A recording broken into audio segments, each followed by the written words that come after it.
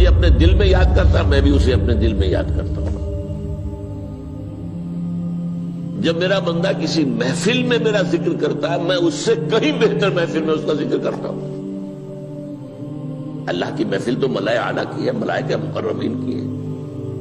بہرحال اللہ کو تم اپنے دل میں مستحضر رکھو، اللہ تعالیٰ تمہیں بھی یاد رکھے گا۔ دوبارہ فرمایا احفظ اللہ تجدہ امامک تجاہک، اللہ کو یاد رکھو تو اپنے سامنے موجود پاؤ گے، جب چاہو دعا کرو تو احفظ اللہ تجدہ امامک یا تجاہک، اپنے سامنے موجود پاؤ گے۔ اذا سألت فاسأل اللہ، اب آ گیا وہ مرکزی مضمون۔ دیکھو جب مانگو اللہ سے مانگو، غیر اللہ کے سامنے ہاتھ دراز کرو ہی مت۔ ایک حدیث میں آتا یعنی حرام نہیں ہے، دنیاوی قواعد اصول قوانین کے تحت کسی سے مدد چاہنا، کوئی سوال کرنا حرام نہیں ہے۔ آپ سوال کریں، مدد لیں، اسی پر دنیا قائم ہے، ایک دوسرے کے ساتھ تعاون کے ساتھ۔ لیکن اونچا مقام کیا ہے؟ کسی سے سوال مت کرو سوائے اللہ، یہاں تک کہ جوتے باندھنے کا تسمہ تمہیں درکار ہے تو بھی کسی سے مت مانگو، اللہ سے مانگو۔ کیا پتہ اللہ کس کے دل میں ڈال دے اور وہ آ کے تمہیں تسمہ پیش کر دے۔ ہوتا ہے ایسا، بس اوقات ہوتا ہے۔ جو اللہ کے ساتھ لو لگا کر رکھنے والے ہیں ان کے تو ایسے واقعات ہوتے ہیں کہ دل میں ایک بات آئی اور اس کے بعد وہی بات جو ہے وہ کوئی شخص آ گیا، اس نے وہ بات پوری کر دی۔ کیونکہ لوگوں کے دل جو ہے وہ تو اللہ کے دو انگلیوں کے مابین جو چاہتا پھیر دیتا ہے۔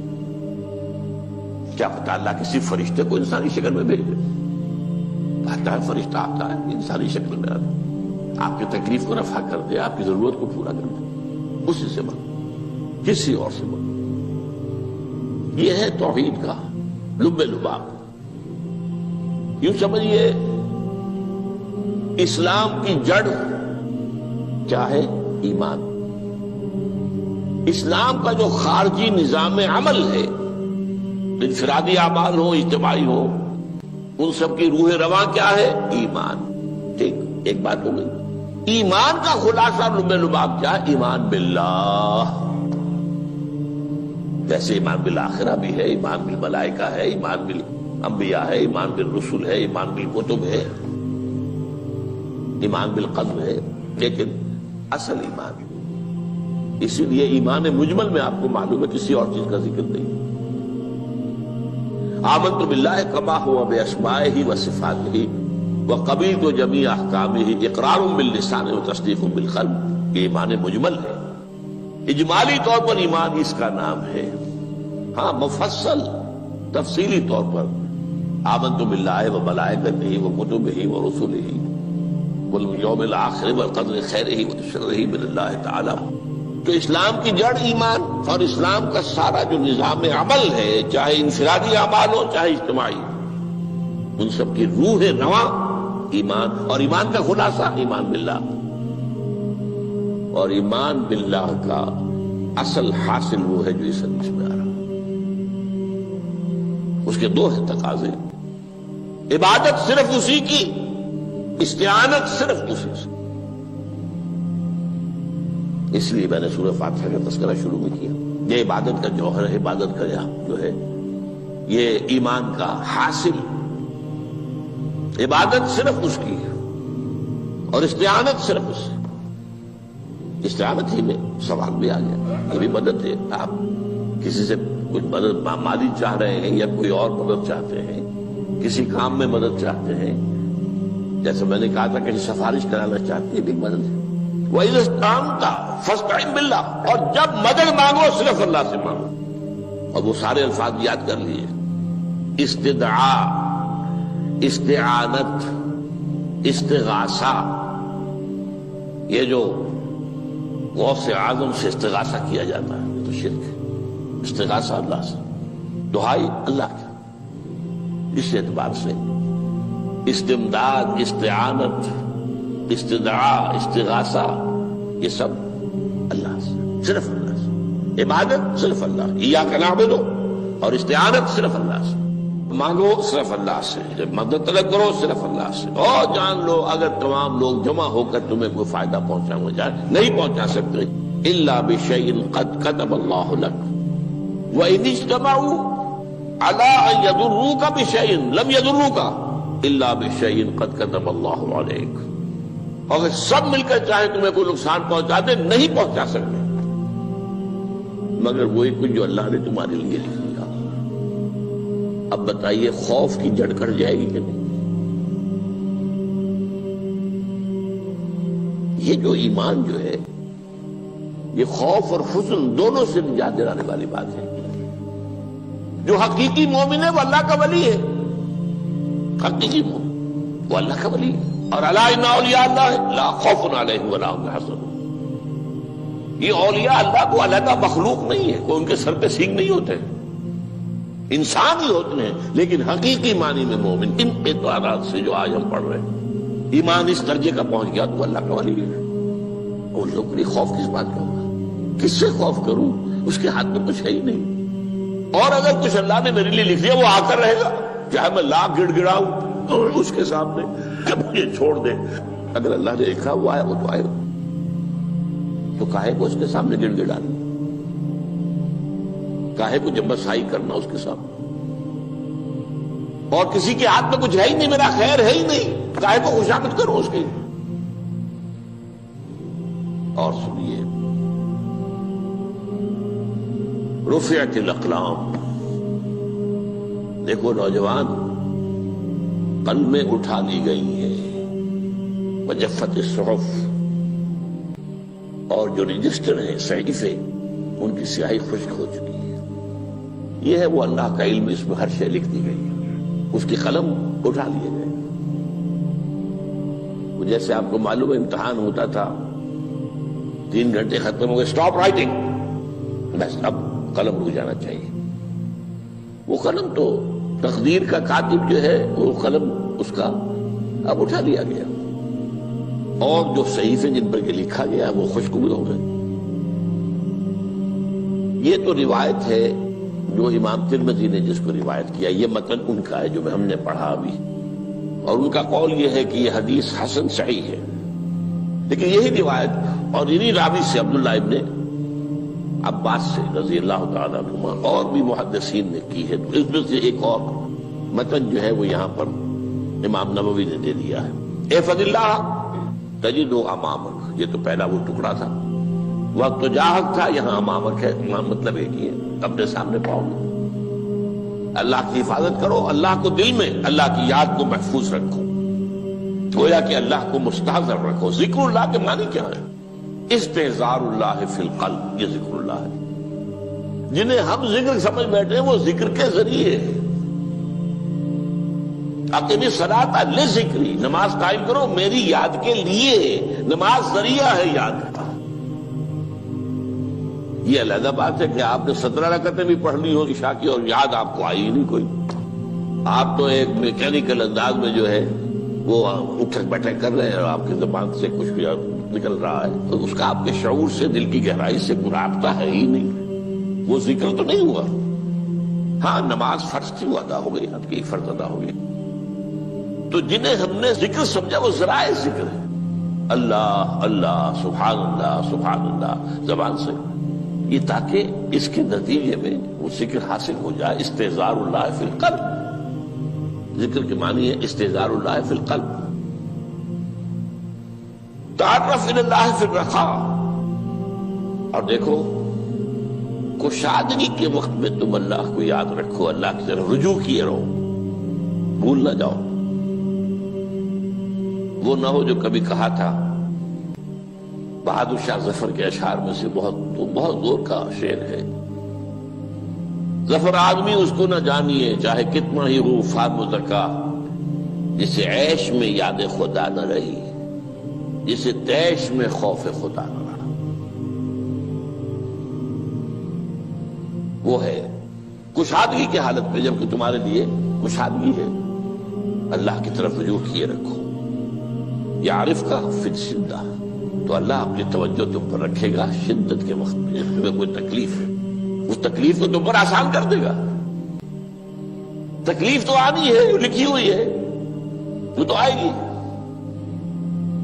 لیکن یہ کہ اللہ تعالیٰ اس کی شدت کو، ایک ہی چیز ہے جس کو ایک انسان بہت شدت کے ساتھ محسوس کر رہا ہے، دوسرا آدمی اتنا نہیں محسوس کر رہا ہے، احساس کا معاملہ ہوگا نا۔ وہ تو اصل میں اگر انسان کی نرز کٹی ہوئی ہے تو احساس ہوگا ہی نہیں، سرے سے ہی نہیں ہوگا۔ تو اس اعتبار سے اللہ تعالیٰ تمہارے لیے وہ شدت کی کمی کر دے گا۔ وَاعْلَمْ أَنَّمَا أَخْطَأَكَ لَمْ يَكُنْ لِيُصِيبَكَ، اور جان لو جو چیز تم سے چھوٹ گئی ہے، رہ گئی ہے، وہ ہرگز تمہیں ملنے والی نہیں تھی۔ اب آپ نے کسی ملازمت کے لیے درخواست دی ہے، درخواستیں مانگی گئی ہیں، اپنی سی محنت کر لی، نہیں ملی ملازمت، اب آپ بیٹھے ہوئے افسوس میں، رنج میں، غم میں، فلاں نے یہ کر دیا، فلاں نے یہ کر دیا، وہ فلاں جو ہے بڑی تکڑی سفارش لے آیا تھا، فلاں نے رشوت دے دی۔ چھوڑو میاں اس کو، وہ تمہارے لیے نہیں تھی۔ کاہے کو اپنے ذہن کے اندر یہ کھچڑی پکا رہے ہو بیٹھے ہوئے؟ خواہ آپ شاید سوء ظن میں بھی مبتلا ہو رہے ہو، کسی نے نہ رشوت دی اور آپ سمجھتے ہو کہ رشوت دی ہے اس نے۔ یہ ساری چیزیں جو ساری سیئات، ان کی جڑ کٹ جائے گی۔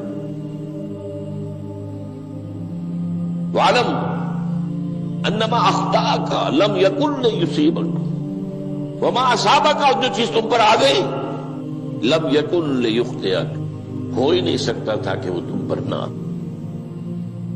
یہ کر لیتا تو ہو جاتا، شاید یہ کر لیتا، میں نے ٹیکا پہلے لگوا دیا ہوتا تو یہ بات نہ ہوتی۔ بھائی وہ جو ہونا تھا وہ ہونا تھا۔ اب یہ وہ چیز ہے جس سے انسان میں کیفیت پیدا ہوتی، تسلیم و رضا۔ ہم بھی تسلیم کی خو ڈالیں گے، بے نیازی تیری عادت ہی صحیح، اے اللہ جو تو نے چاہا مجھے قبول ہے۔ اسی لیے میں نے آپ کو آیتیں سنائی سورہ تغابن کی، ما اصاب من مصیبت الا باذن اللہ، کوئی مصیبت نہیں آتی مگر اللہ کے اذن سے۔ وَمَن یؤمن باللہ یہد قلبہ، جو اللہ پر ایمان رکھتا ہو اللہ اس کے دل کو ہدایت دے دیتا ہے۔ ہدایت کس بات کی؟ تسلیم و رضا۔ دوستان سلامت کہ تو خنجر آزمائی، نہ شبد نصیب دشمن کے شبد ہلاکت تیغت، اے اللہ تیری طرف سے ہے، مجھے قبول ہے، اور بظاہر مجھے تکلیف ہو رہی ہے لیکن یقیناً اس میں میرا کوئی خیر ہے۔ بیدک الخیر، تیرے ہاتھ میں تو خیر ہی خیر ہے، جو بھی تیری طرف سے آئے۔ سر تسلیم خم ہے جو مزاج یاد میں آئے۔ اور یہ مضمون جو ہے زیادہ بڑے پیمانے پر سورہ حدید میں آیا ہے۔ ما اصاب من مصیبت فی الارض ولا فی انفسکم الا فی کتاب من قبل ان نبرأها، کوئی مصیبت نہیں آتی نہ تمہاری جانوں میں نہ زمین میں، زمین میں زلزلہ آ جانا، سیلاب آ جانا، کچھ اور زمین کا دھنس جانا، یا یہ ہے کہ تمہاری جانوں میں کوئی بخار ہو گیا، کوئی اور تکلیف ہو گئی، اچانک معلوم ہوا کہ انسان کو کینسر ہے اور کینسر بھی اب 3rd stage کو پہنچ چکا ہے، لیکن جو بھی آیا ہے وہ اللہ کے علم کی کتاب میں پہلے سے لکھا ہوا ہے۔ فی کتاب من قبل ان نبرأها، یہ کتاب میں درج ہے اس سے پہلے کہ مجھے ظاہر کرے۔ اس کا نتیجہ کیا نکلنا چاہیے؟ لیکن لا تاسوا علی ما فاتکم ولا تفرحوا بما آتاکم، افسوس نہ کیا کرو جو تم سے جاتا رہے، چھوٹ جائے، کوئی عزیز فوت ہو گیا، کوئی موقع ہاتھ سے نکل گیا، ارے بھائی میں چوک گیا، بڑا موقع تھا، اب اس پر افسوس کر رہے ہیں؟ نہیں، جو چیز دیکھیں لا تاسوا علی ما فاتک ولا تفرحوا بما آتاک، جو اللہ تمہیں دے دے اس پر اتراؤ مت۔ وما اصابک لم یکن لیخطئک واعلم ان النصر مع الصبر، اور جان لو اللہ کی مدد صبر کے ساتھ آتی ہے، جو آئے اس کی طرف سے جھیلو، زبان پر کلمہ شکوہ اور شکایت نہ آئے، اللہ سے شکایت نہ آئے، تسلیم و رضا، جو تیری رضا ہے۔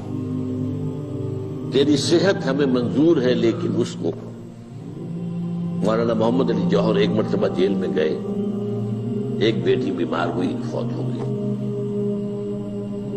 اس کے بعد دوسری مرتبہ پھر جیل میں گئے، دوسری بیٹی کو وہی بیماری ہوئی،